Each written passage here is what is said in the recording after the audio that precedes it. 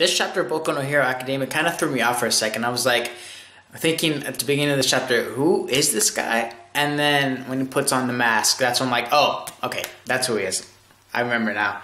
And it's basically a chapter on the villain of Twice, at least up until like the last panel. And this chapter, it was like a bit of a flashback chapter, but a bit of a foreshadowing chapter. I mean, why else would they show this guy and his personality unless it didn't have anything to do with the story later on, or like his personality might get in the way of some certain villains, or he looks like a guy who you could possibly convert to being a good guy. And okay, so Twice, he's going throughout his day. He's got a scar throughout his head, and because we see him without his mask, we see him see what his life is like. And he talks about like, oh, you know, it must be nice with all the good people protecting these people, and then his personality says, oh no, it's not. And he talks like really like philosophical, and then he contradicts himself, which is a big part of his character. It seems to me he has a double personality, and I think that derives from his quirk, the fact that he can clone himself. And in my opinion, pretty sure his clones all had different personalities. So every time he created one, that was a different personality. We also have a flashback of Twice doing multiple clones, and they fucking rebelled against him, and they all killed each other. It's like one of those cartoon series where like everyone creates himself, and then you're trying to figure out who's the original, and then there's like a funny scene where they all beat the crap out of each other, and one's standing left, and like, I'm the original. Well, here it sounds a lot more depressing, because it's like, oh, my guys rebelled against me, and they show a panel of him stabbing him in the fucking forehead. I'm like, oh shit. We couldn't figure out who was who, and we ended up all just killing each other. And honestly, I don't even know if I'm the original. And I'm like, holy shit, that's kind of sad. But I think he's the original because he has the original quirk, and he's still able to clone himself. You would think if the original dies, then that's it for them. But it's not like Naruto where it's Shadow Clone Jutsu. It's liquid cloning. So biologically, you'd have to think that the liquid could probably contain his quirk if it was created from the original. And maybe a copy can still live on by still, copying the quirk and doing the same things that the original could do. That's my thought on that. But this whole chapter, you see him going throughout, and it shows like flashbacks of what was happening at certain times.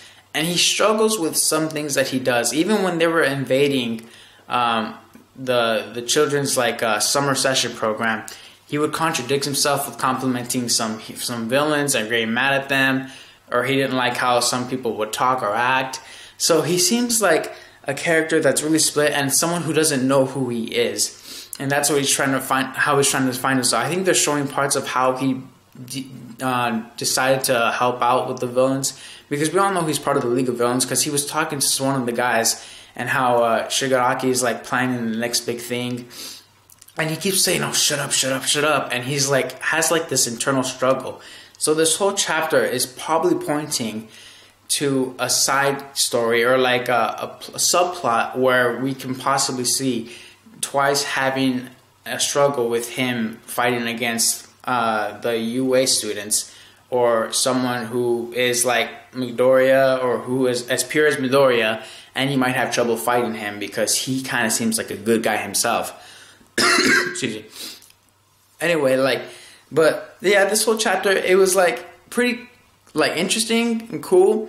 I want to see how it leads down to in this story, because if we're getting a full chapter on Twice, I'm expecting some more character development, and I'm expecting for him to affect the story in a big way, especially after the end of this chapter.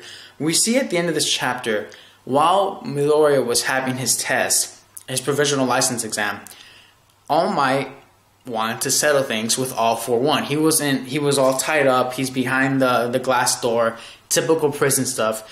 And we see All Might saying, I'm here to clear the air with you once and for all. And I'm like, okay, so I don't think anything happened where All for One broke out, because then the whole news network would be all over the place, and the provisional license exam would probably freak out. At least I'm pretty sure that didn't happen, but I'm really interested what All for One is going to say to All Might, because as we know, Stain is somewhere in in the prison, because we saw Stain when they brought in All For One. I don't know if something shady is going down. He's probably going to give some hints to All Might, or he might jab at him or telling him, oh, this is only the beginning. My students will take on for me. You try to clear the air with me, but it's already too late. The pieces are already going to be in set. You know, one of those typical villain and old heroes talk, and they act kind of like as if like they respect each other, but they know that pieces aren't set for us to still be enemies again. Kind of like a Magneto / Charles Xavier kind of conversation, except they were never really friends to begin with. They were always enemies because this guy killed his own sensei. At least that's what I think. I wonder if there's some kind of flashback where All For One actually might have been friends with this sensei, and that'd be kind of interesting. I think that would throw a different twist in this story between these two, rather than being just, you know, villains who hate each other, or like a villain and a hero hating each other. I think there's some kind of twist in this story, because if All Might wants to clear the air, there has to be some kind of connection between them before they became All For One and All Might.